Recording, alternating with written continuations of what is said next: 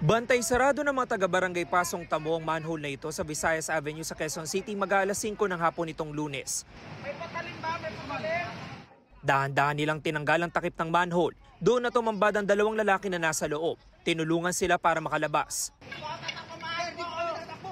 Nagpupumiglas pa ang dalawa habang inaaresto ng mga taga-barangay. Ang dalawang lalaki na aktuan umano nagnanakaw ng mga cable wire. Ayon sa mga taga-barangay, nakatanggap sila ng report mula sa isang security guard. Kaya nila nirespondihan ng lugar. Parang napansin nila, parang gumagalaw yung takip ng manhole ng naramdaman nila na may tao sa loob. So nag-report sila rito.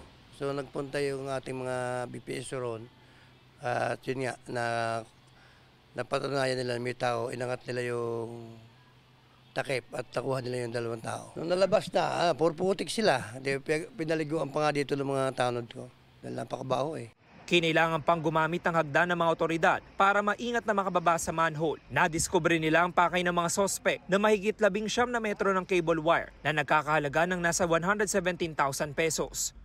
Nakuha rin ng isang lagari at bakal na kadena. Itinurn over sa Holy Spirit Police Station ang dalawang sospek na edad 31 at 33 anyos. Iniimbestigahan pa po namin kung kasama sila sa mga criminal gangs na dito sa QC. Kasi may mga pangyayari na po na nangyari po yan sa mga ibang police station. Pareho po silang may record ng 9165 yung paggamit ng illegal na droga. At meron din po yung isa po, may pagnanakaw na, theft and robbery po. Depensa naman ng mga sospek. May titingin lang po sa amin, sinama lang po ako na itong kaibigan ko eh.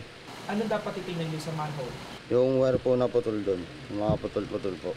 Hindi po totoo yan kasi po, may hinahanap lang po kami talaga dun sa baba.